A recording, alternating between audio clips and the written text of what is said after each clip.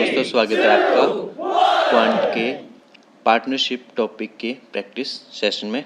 आज यहाँ पे हम जो है वो क्वांट की जो पार्टनरशिप टॉपिक हमने पहले रीड करा था उस पर हम आज प्रैक्टिस क्वेश्चन करेंगे। ठीक है, आप पहले जो इसकी हमारी बेसिक क्लास हुई है उसको आप देखेंगे जिससे आपको ये समझ आ सके। ठीक है,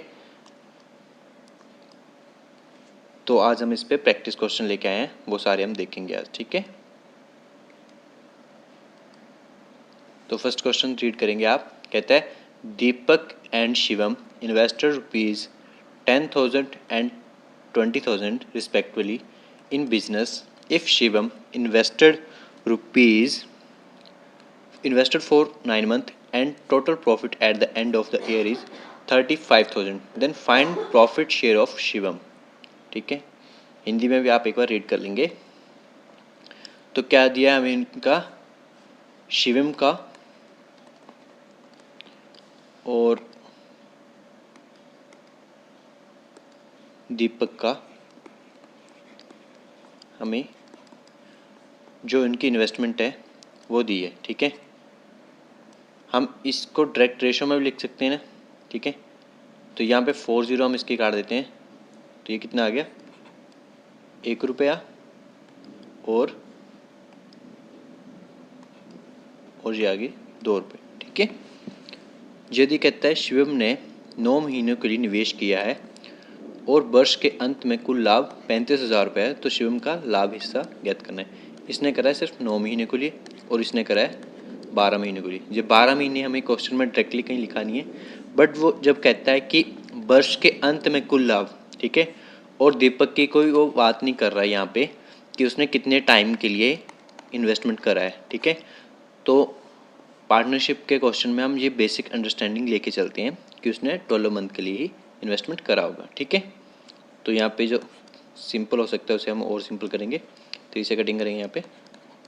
ठीक है, तो ये आ गई हमारी 8 और इसका आ गया 3 रेशो। ठीक है, अब टोटल प्रॉफिट कितना है, 35,000। ठीक है, और ये कितना हो रहा है, ऐड होकर रेशो हम जब इन्हें ऐड करते हैं तो 11। ठीक है, तो 35,000 और 11। ठीक है, हमें क्या गेस करना है, शिवम का प्रॉफिट। तो पहले हम 1 यूनिट की वैल्यू निकाल लेते हैं, कितनी आ गई, 33, और आगे चले गए ये 220 हो गए, तो फिर 1 से कर देंगे हम।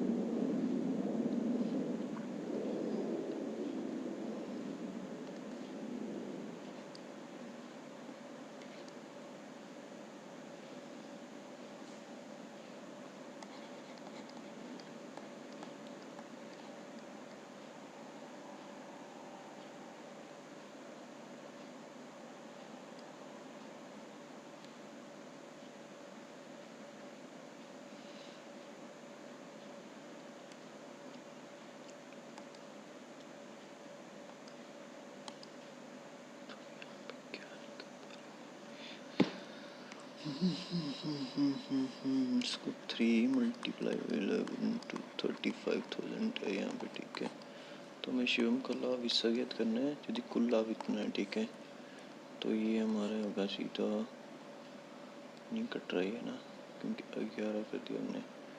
कहता है शिवम, दीपक और शिवम का, अच्छा, holy crap is there, try to this.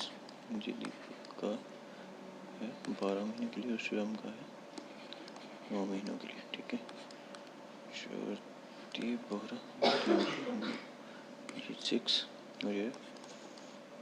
4 और 6। ठीक है, इसे और सिंपल कर सकते हैं हम 2 और 3 के रेशो में। ठीक है, 5 है 35 ₹3700, और इसकी कितनी पैसे हुई इसने, शिवम का लाभ हिस्सा ज्ञात करना है, तो शिवम का ₹600।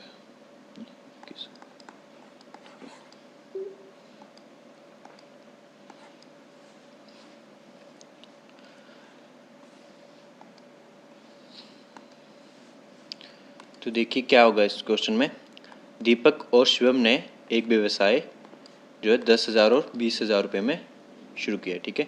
तो दीपक की इन्वेस्टमेंट कितनी है, ये 10,000।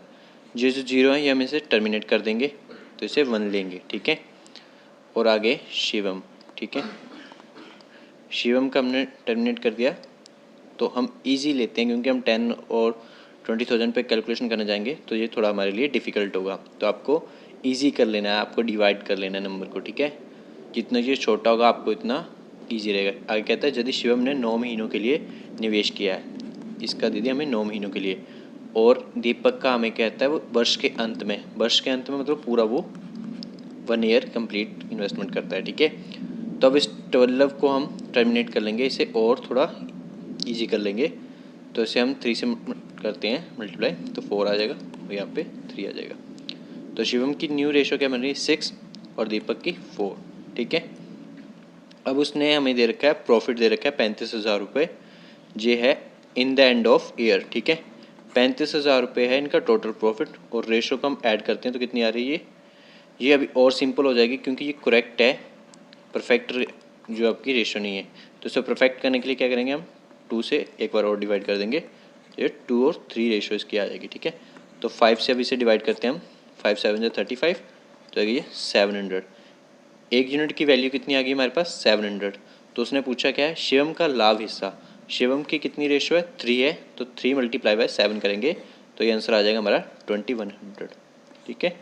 तो जो शिवम का प्रॉफिट में जो इसका हिस्सा है वो है 2100 रुपये, ठीक है।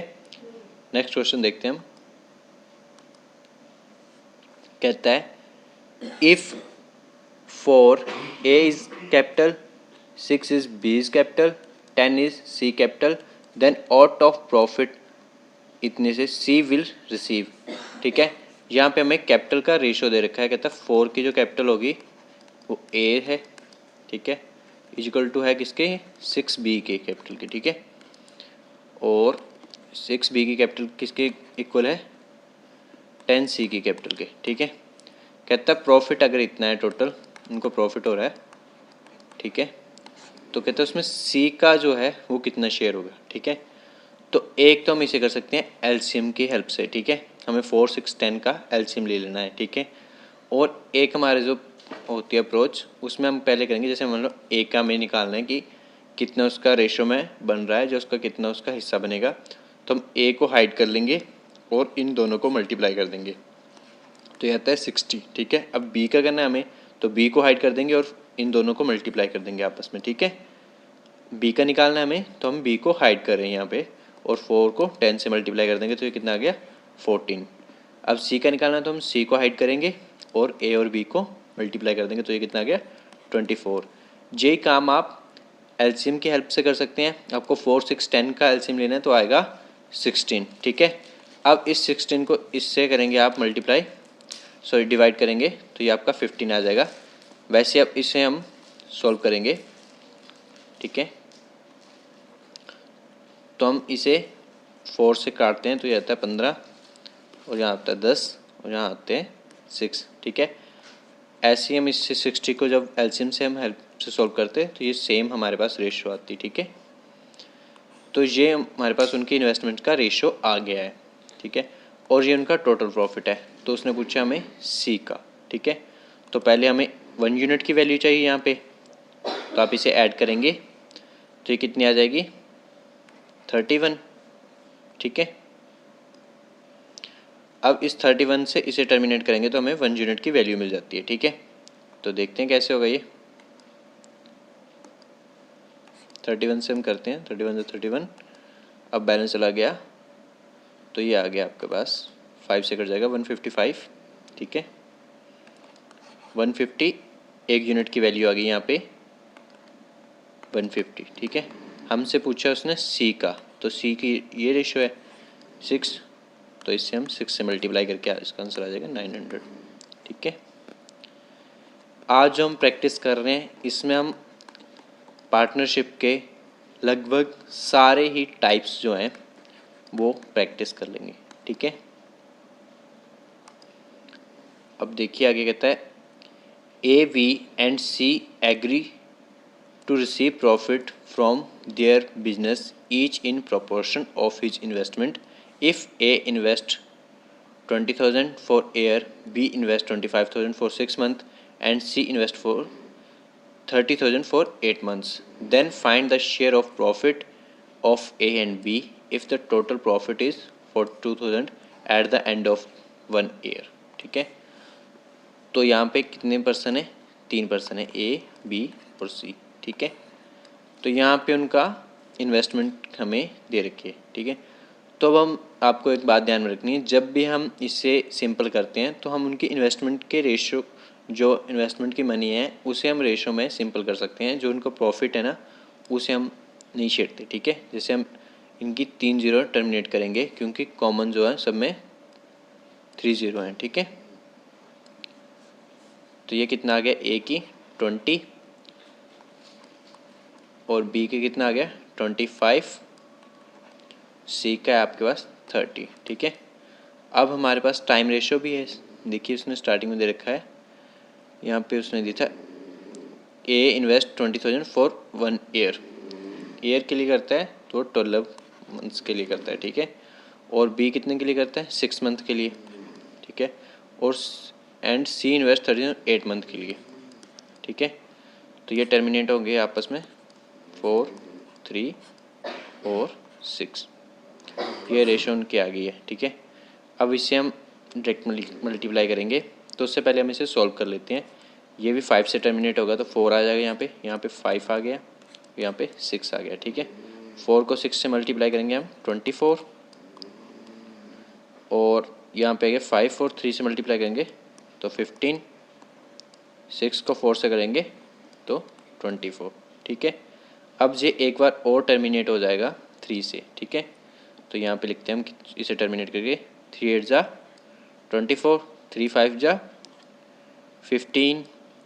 ठीक है, और 3 8 जा 24. ठीक है, ये इनकी न्यू रेशो आ गई है. अब हमें उनका टोटल प्रॉफिट दे रखा है 42,000. ठीक है, अब हमें पूछा क्या है, कहता है ए और बी के लाभ का हिस्सा ज्ञात करें. ठीक है, यदि एक वर्ष के अंत में कुल लाभ 42,000 है. ठीक है, तो कितना हो रहा है, यहाँ पे 21 हो रहा है. 21 से हम इस 42,000 को डिवाइड करेंगे तो हमारे पास 1 यूनिट की वैल्यू आ जाती है, वो है 2000. इस 21 से हम जब हम इन्हें टर्मिनेट करेंगे तो हमारे पास वैल्यू आएगी 2000. अब उसने पूछा ए और बी के लाभ का हिस्सा ज्ञात करें. ठीक है, तो 13 से हम इसे मल्टीप्लाई कर देंगे. ठीक है, तो ये कितना आ जाएगा 26,000. आई होप समझ गए होंगे आप, इसमें कोई दिक्कत वाली बात नहीं है. थोड़ा ध्यान से आप देखेंगे तो सिंपली क्वेश्चन में सब कुछ हमें दे रखा है, सिर्फ हमें कैलकुलेशन करना आने चाहिए. रेशो अगर हमने पढ़ी है तो हम इसे ईजिली कर सकते हैं. ठीक है, नेक्स्ट देखते हैं हम. कहता है एक्स और वाई ने एक व्यवसाय में निवेश किया, उन्होंने कुछ लाभ अर्जित किया जिसे उन्होंने 2 और 3 के अनुपात में विभाजित किया. यदि एक्स ने 40,000 रुपये निवेश किया है तो वाई द्वारा निवेश की राशि क्या है. ठीक है, अभी आप मे बी फर्स्ट टाइम कर रहे होंगे प्रिपरेशन, जो आप पहले से कर रहे हैं, तो जब ये क्वेश्चन आपको एग्ज़ाम में दिखेगा ना तो ये 20 सेकेंड इसके लिए ज़्यादा है. ठीक है, बट अगर आप अभी स्टार्टिंग में आपका फेज है प्रिपरेशन का, तो आपको थोड़ा सा ये दिक्कत दे सकता है कि कैसे करना है. ठीक है, तो यहाँ पे देखिए एक्स और वाई का हमें क्या दे रखा है, रेशो. ठीक है, 2 और 3 के रेशो में. ठीक है, और क्या कहता है, यदि एक्स ने 40,000 रुपये निवेश किए हैं, हमें इसकी दे रखी है. ठीक है, मैंने आपको पहले बोला है जो इनकी जो इन्वेस्टमेंट है उसे हम टर्मिनेट कर सकते हैं रेशो में, जो प्रॉफिट है उसे नहीं करेंगे. ठीक है, बट अगर हम रेशो में आपने पढ़ा है तो एक साइड चेंज करते हैं तो वो इक्वली सेकंड साइड होता है. अब हमें बाई की जो है इन्वेस्टमेंट पता नहीं है तो उसे हम बाई ही एज्यूम कर लेते हैं. ठीक है, तो उसने पूछा क्या, बाई द्वारा निवेश की गई राशि पूछी. ठीक है, ये 2 की वैल्यू कितनी दे रहा है हमें 4000, तो 1 यूनिट की वैल्यू कितनी आ गई 2000. ठीक है, अब रेशो में जितनी वैल्यू इसकी होगी उतनी वैल्यू इसकी होगी, तो इसकी 3 यूनिट की कितनी वैल्यू हो जाएगी 6000. ठीक है, आपको इस क्वेश्चन में पेन उठाने की ज़रूरत ही कोई नहीं थी। जैसे आपको इसने रेशो दे रखी है और उसने आपको फाइनल दे रखा है कि जो 40,000 रुपये है वो एक्स की इन्वेस्टमेंट है, तो इसने हमें 2 की वैल्यू दे रखी थी, ठीक है। ये 20,000 हो जाएगा और ये 60,000 हो जाएगा, ठीक है। आई होप आप समझ गए होंगे। नेक्स्ट क्वेश्चन देखते हैं हम। कहता है A and B begin business with 30,000 and 40,000 after 8 months. A withdraw 1,000 and V advances rupees 1,000 more. At the end of the year, their profit amount rupees 630. Find the share of A. ठीक है, ए और B एक business कर रहे हैं जिसमें ए कितने rupees लगा रहा है, हम इनकी जीरो टर्मिनेट कर देंगे, 3 रुपीज़ लगा रहा है, ठीक है, और बी लगा रहा है 4 रुपीज़, ठीक है। और कहता है 8 महीनों बाद जे ए ने जो जी 8 महीने के लिए ये पैसे लग रहे हैं, ठीक है, 1,000 रुपये जो है इसमें वापस ले लिए, तो इसकी भी हम 3 जीरो टर्मिनेट कर देंगे, तो इसने 1 रुपये वापस ले लिया। अब 4 महीने के लिए रह गया ये पैसा, इसने 1,000 रुपये ऐड कर दिया है, ठीक है, ये आ गया। तो उसने अब हमें दिया है प्रॉफिट दे रखा है एंड में, ठीक है, उसमें हमें ए का जो शेयर फाइंड करना है, ठीक है। तो इसमें जो टर्मिनेट होता है उसे हम कर देंगे, ठीक है। तो ये आपका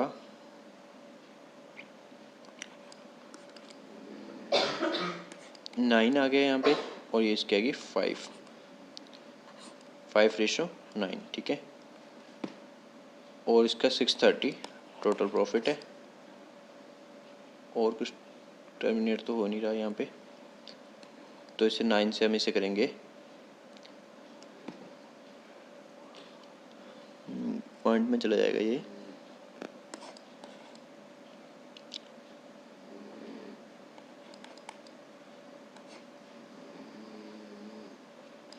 कहीं हमसे कोई गलती तो नहीं हुई। 3 और 4 के ए और बी के रेशो दे रखा है, 3 और 4 के साथ व्यापार शुरू किया है। 8 महीने के बाद ए ने 1,000 रुपये वापस ले ली और बी ने 1,000 रुपये और आगे बढ़ा दिए। वर्ष के अंत में उनका लाभ 630 रुपये है। ए का हिस्सा ज्ञात कीजिए।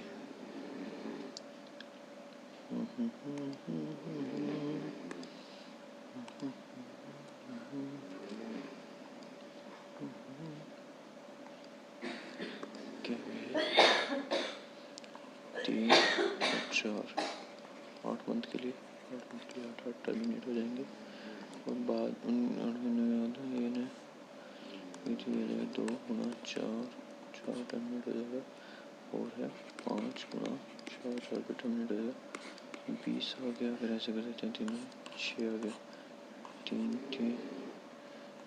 आ जाएगा 10 है 13 की वैल्यू 630, ठीक है। तब भी नहीं कट हो रही है। 5 और 9 आते हैं 14 9 5 14, ठीक है। 630 14 5 70 4 चुके 70 4 चुके 56 हासिल 7 14 5 70, ठीक है। तो ये होगी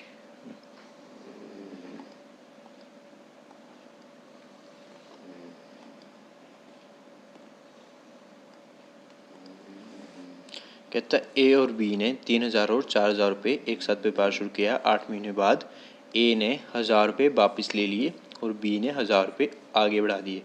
वर्ष के अंत में उनका लाभ 630 रुपये हो गया है। तो ए का हिस्सा ज्ञात कीजिए। तो कौन कौन इन्वेस्टमेंट कर रहा है यहाँ पे, ए और बी। इनको हम जीरो पहले ही टर्मिनेट कर देंगे, ठीक है। हम इन्वेस्टमेंट की ज़ीरो टर्मिनेट कर सकते हैं, प्रॉफिट की नहीं कर सकते, ठीक है। ये आप ध्यान में रखेंगे। तो ए ने कितने रुपए इन्वेस्टमेंट करें, 3 रुपये 8 महीनों के लिए, और बी ने 4 रुपये 8 महीनों के लिए, ठीक है। तो हम इसे डायरेक्टली टर्मिनेट भी कर सकते हैं क्योंकि इक्वल टाइम है, तो इसका कोई मीन नहीं है लिखने का।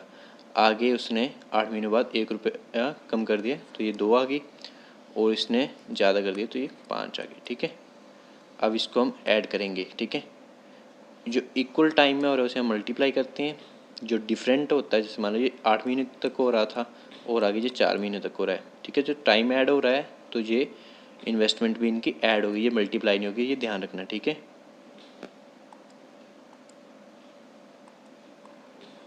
ठीक है,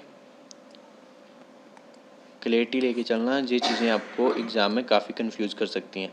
तो 3 to 5 हो जाएंगे, 4 5 9 हो जाएंगे, ठीक है। 5:9 इनका आ गया है। टोटल जो इन्वेस्टमेंट हमें प्रॉफिट दे रखा है उन्होंने 630 दे रखा है, ठीक है। उसमें से हम 40 से इसे डिवाइड करेंगे तो 1 यूनिट की हमें वैल्यू मिल जाएगी। 40 4 जा 56, ठीक है। बैलेंस बचे हमें 7, 45 जा 70, ठीक है। तो 1 यूनिट की वैल्यू आ गई हमारे पास 45।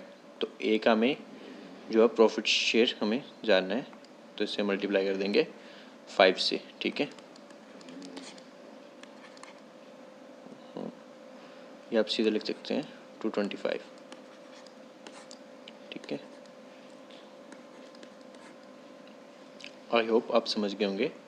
सिंपली आपको रेशो में कन्वर्ट करना है, जिससे कि आप प्रॉफिट का जो टोटल प्रॉफिट दे रखा है उससे आप एक ही जो है वो शेयर फाइंड कर सकें, ठीक है। नेक्स्ट क्वेश्चन देखते हैं हम। कहता है Amit and Billu entered into a partnership investing rupees इतने और इतने। ये बिल्लू का है, सॉरी अमित का है, और ये बिल्लू का इन्वेस्टमेंट है, ठीक है। के अंदर respectively after 3 months Amit withdraw ₹5,000 while Billu invested ₹5,000 मोर, ठीक है। अमित क्या है 5,000 निकाल लेता है, बिल्लू 5,000 ऐड कर देता है। After 3 months Shenu joins business with capital of ₹21,000। The share of Billu exceeds that of Chinu out of total profit 26,400 after 1 year Y, ठीक है। तो यहाँ पे क्या है, अमित है, बिल्लू है फर्स्ट कहानी में हमारे पास, ठीक है। तो ये है, हम इन्हें गरीब बना देते हैं, ठीक है। इन्होंने 16,000 से करा था, हमने इनके पैसे छीन लिए, इन्होंने सिर्फ 16 रुपये का इन्वेस्टमेंट कराया और इससे 12 रुपये का। कहता है आफ्टर 3 months, ठीक है। ये कितने महीनों के लिए, 3 महीनों के लिए, ठीक है।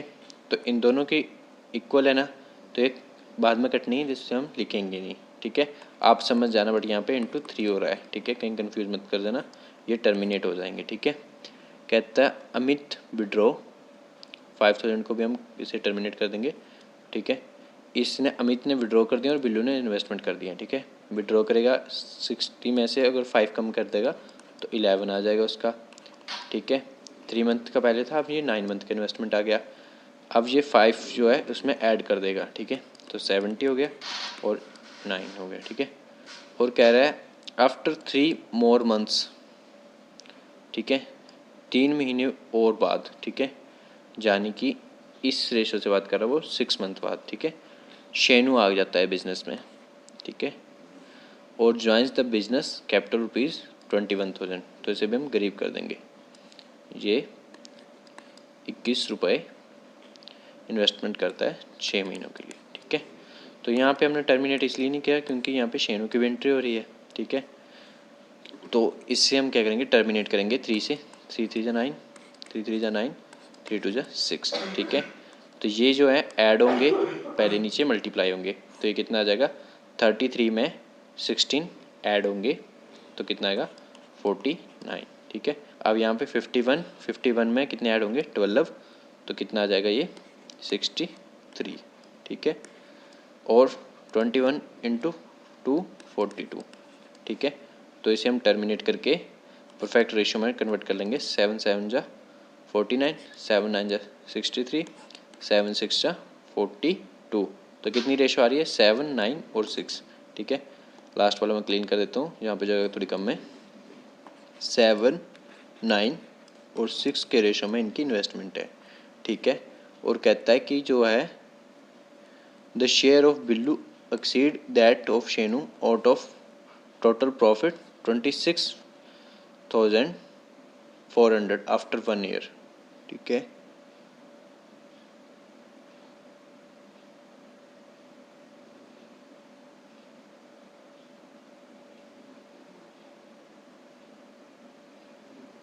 थोड़ा यहाँ पे इंग्लिश में और हिंदी में थोड़ा सा गड़बड़ है क्वेश्चन में, ठीक है।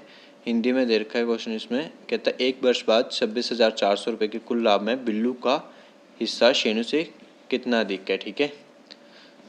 तो ये है अमित, ये है बिल्लू और ये है शेनु, ठीक है। बिल्लू का हिस्सा शेनु से कितना अधिक है, ये 3 ज़्यादा है, ठीक है। तो हमें पहले क्या करना होगा, 1 यूनिट की वैल्यू निकालनी पड़ेगी, ठीक है। तो 26,400 को हम डिवाइड करेंगे इनके रेशो के टोटल से, ठीक है। तो कितना ये 22, ठीक है। ये टर्मिनेट होगा 21 × 21, 4 बैलेंस बचा, 22 × 44, 1200, ठीक है। और ये 3 से मल्टीप्लाई होकर आ जाएगा आपका आंसर 3600, ठीक है। ये जो है बिल्लू का हिस्सा जो अधिक है शेनु से, ठीक है। ये आपका आंसर आ गया। नेक्स्ट क्वेश्चन देखते हैं हम। कहता है एक व्यवसाय में पप्पू 8 महीनों के लिए 2/5 पूंजी का निवेश करता है, बबलू 1/4 पूंजी को 1/3 समय के लिए निवेश करता है और दल्लू शेष पूंजी को पूरे समय के लिए निवेश करता है, जो कि 12 महीनों हैं। यदि पप्पू का हिस्सा 3840 रुपये है तो बबलू और डल्लू के लाभ के बीच अंतर ज्ञात कीजिए, ठीक है। तो यहाँ पे हमें थोड़ा घुमा के दे रखा है, डायरेक्टली हमें नंबर ना देख के फ्रैक्शन में भी दे रखी है वैल्यू, ठीक है। तो पहले क्या है, सबसे पहले पप्पू 8 महीनों के लिए इन्वेस्टमेंट करता है, यहाँ पे पप्पू लिख लेते हैं हम, 8 महीनों के लिए इन्वेस्टमेंट करता है, ठीक है, जो बात में पता चल रही है। और 2/5 पूंजी का निवेश करता है, ठीक है। तो कितनी उनकी पूंजी हमें पता नहीं है, बट ये क्या है 2/5 इन्वेस्ट कर रहा है और 4 इन्वेस्टमेंट कर रहा है, ठीक है। तो हमें जो अज्यूम करनी पड़ेगी यहाँ पे वैल्यू, वो इनके मल्टीपल में ही हम अज्यूम करेंगे। तो 5 और 4 के मल्टीपल में आएगा 20, ठीक है। अब 20 का वो 2/5 कर रहा है इन्वेस्टमेंट, तो हम इसे कट करके यहाँ पे पता कर सकते हैं वो कितनी इन्वेस्टमेंट कर रहा है, 8 रुपीज़, ठीक है।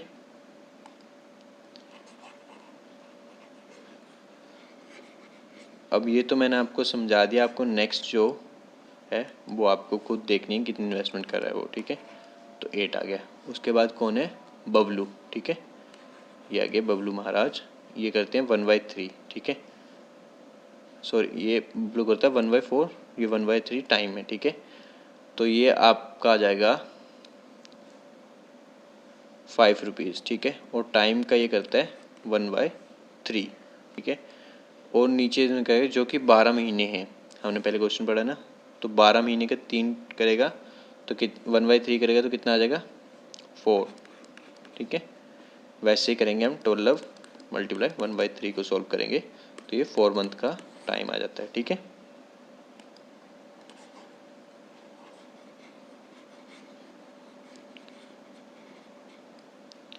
आगे क्या कहता है,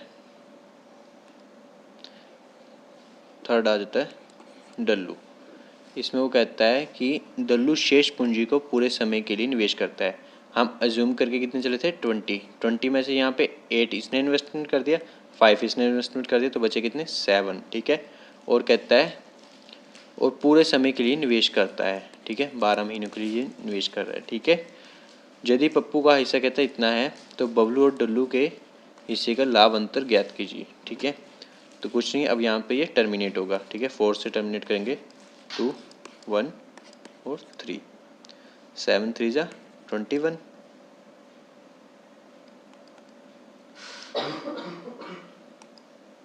7 3 जा 21, 5 1 जा 5 और 8 2 जा 60, ठीक है।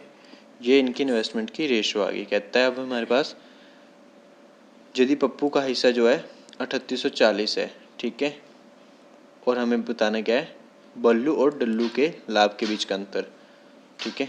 तो अब क्या दे रखा है हमें, पप्पू का जो शेयर है उसकी वैल्यू दे रखी है 3840, ठीक है। या तो हम ऐसे कर सकते हैं, इस 3840 से डिवाइड करें 16 से, तो 1 यूनिट की वैल्यू करें, और उसके बाद ये बल्लू और डल्लू का जो डिफरेंस है ये है 60, इससे मल्टीप्लाई कर दें तब वैल्यू आएगी। बट हम देख रहे हैं ये 60 है और ये भी 60 है, तो हमें मल्टीप्लाई करने की ज़रूरत ही नहीं है, ठीक है।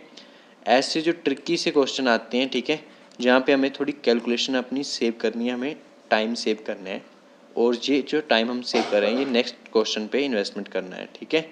ये हमें टाइम सेव करके इन्वेस्टमेंट करना आ गया तो हमारा एग्ज़ाम क्लियर हो जाएगा इसलिए, ठीक है।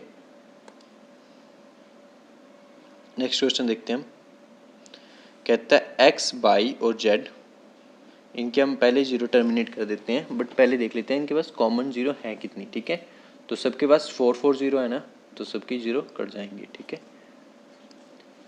इतनी पूंजी के योगदान के साथ एक साझेदारी में प्रवेश करते हैं। एक्स एक कार्यशील भागीदारी है और व्यवसाय के प्रबंधन के लिए लाभ का 20% प्राप्त करता है। शेष लाभ पूंजी के संबंध में वितरित किया जाता है।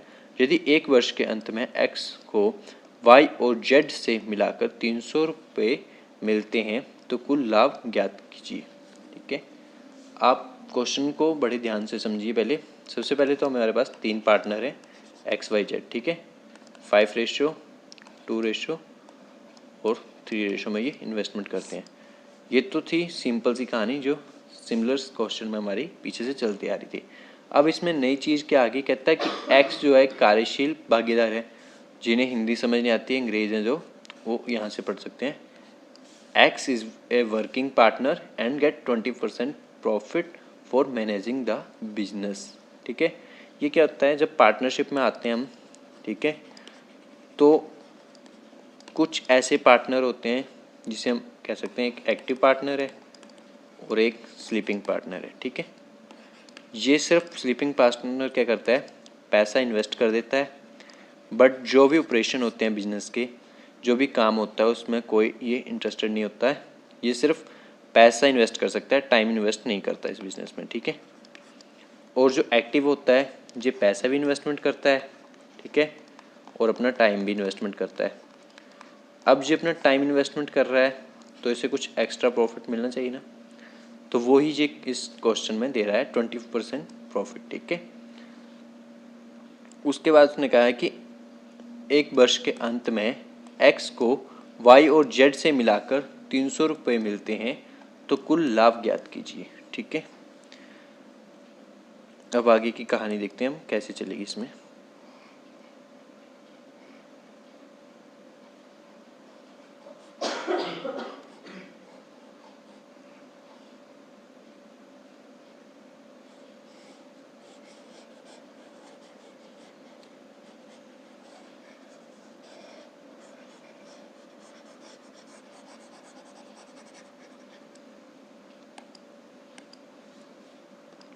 हम मान लेते हैं उनको 100 रुपीज़ जो है प्रॉफिट होता है, ठीक है, क्योंकि हमारे पास प्रॉफिट दे नहीं रखा है, ठीक है।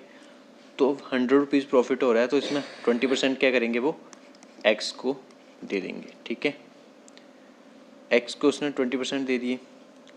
अब जो 18 रुपीज़ बच रहे हैं ये इस रेशो में इन तीनों में बांटे जाएंगे, ठीक है। तो इसकी हम पहले रेशो में देख लेते हैं। जो 10 आ रही है तो एक यूनिट की वैल्यू कितनी आ जाएगी, 8, ठीक है। तो 8 आ गई, तो इसके पास शेयर भी ज़्यादा है तो इसे 40 रुपीज़ मिल रहे हैं, ठीक है, जो इनके 80 रुपीज़ के इन्वेस्टमेंट से। आप समझने की कोशिश करना, हमने एक यूनिट की वैल्यू निकाली 8, तो 8 को इसके साथ यहाँ पे मल्टीप्लाई करेंगे तो आ जाएगा 14, इससे करेंगे 16 और इससे करेंगे तो कितनी आ जाएगा 24, ठीक है। ये हमने 8 कैसे ले लिया और 18 तो हमारा यहाँ से बैलेंस बच गया ना। आप कनेक्ट करके रखना, आप कहीं पे भी एक पॉइंट मिस करेंगे तो बाकी सारी ये आपको कहानी लगेगी, आपको समझ नहीं आएगा, ठीक है। पूरा प्रॉपर पकड़ के चलना है इस कंसेप्ट को, ठीक है। फिर मैं एक बार ब्रीफ कर देता हूँ। उसने जो है इस रेशो में इन्वेस्टमेंट कर रखा है तीनों पार्टनर ने, ठीक है। और एक जो एक्स है वो है वर्किंग पार्टनर इनका, उसे ये 20% जो है एक्स्ट्रा देते हैं अपनी प्रॉफिट से, ठीक है। तो ये उसको दे रहे हैं, मान लो 100 रुपीज़ हमने यहाँ पे अज्यूम कर लिया उनका प्रॉफिट, ठीक है, ये हमने अज्यूम करा है, ठीक है। 100 रुपीज़ प्रॉफिट हो रहा है तो उसे 20% तो कैसे दे देंगे, डायरेक्टली ये एक्स को, ठीक है। वो इक्वली डिस्ट्रीब्यूट नहीं होगा, डिस्ट्रीब्यूट से पहले वो देंगे एक्स को, ठीक है। उसके बाद जो रिमेनिंग बचता है ना 80 रुपीज़, इसे वो तीनों में बराबर हिस्से में बांटेंगे जितना उनका इन्वेस्टमेंट है उसके अकॉर्डिंग, ठीक है। तो 18 को वो इस रेशो में बांटते हैं, तो इसको हम ऐड करेंगे तो ये आ जाती है वैल्यू 10। 10 की वैल्यू 18 है तो 1 यूनिट की वैल्यू कितनी होगी 8। ठीक है, उस 8 से हम जब इनकी रेशो में मल्टीप्लाई करेंगे तो हमें इंडिविजुअल का कितना जो है शेयर आ रहा है वो हमें पता चल जाता है। ठीक है, तो ये उनके शेयर की वैल्यू आ गई। ठीक है, अब देखो यहाँ पे उसने कहा है जो x को y और z से मिला के 300 रुपये अधिक मिलते हैं। ठीक है, तो y और z से इस रेशो में कितने मिल रहे हैं, उससे अधिक कितने मिल रहे हैं, देखिए यहाँ पे ये हो गए हमारे ऐड हो जाएंगे तो 60 होगी। ठीक है, और वाई जेड को कितने मिल रहे हैं यहाँ पे 40, तो ये कितने मिल रहे हैं देखिए यहाँ पे देखेंगे रेशो में तो 20 है, और 20 की वैल्यू में कितनी देर के क्वेश्चन है 300, तो 1 यूनिट की वैल्यू कितनी हो जाएगी। ठीक है, 15 रुपये। तो कहते हैं कुल लाभ ज्ञात कीजिए, 15 को हम 100 से मल्टीप्लाई कर देंगे तो 1500 रुपये हो गया। ठीक है, और जो इनकी रेशो में डिवाइड होना है उसे इस 18 से मल्टीप्लाई कर देंगे तो 1200 रुपये हो गया। ठीक है, ऐसे ही क्वेश्चन होगा। आई होप आप समझ गए होंगे। ठीक है, अगर आपको थोड़ी सी भी मेरी मेहनत पसंद आई है तो प्लीज़ सब्सक्राइब करना, और हमने एक प्लेलिस्ट बनाई है क्वांट की। ठीक है, उससे हम टॉपिक वाइज कर रहे हैं। पहले हम टॉपिक का बेसिक करते हैं, फिर एक हम उस पर क्लास लगाते हैं प्रैक्टिस की। ठीक है, आपका मैं सारा सिलेबस कंप्लीट होने के बाद, ठीक है, उसके बाद हम करेंगे मॉक टेस्ट करेंगे। ठीक है, फुल प्लेजम इस पे प्रैक्टिस करेंगे। ठीक है, थैंक यू फॉर वॉचिंग।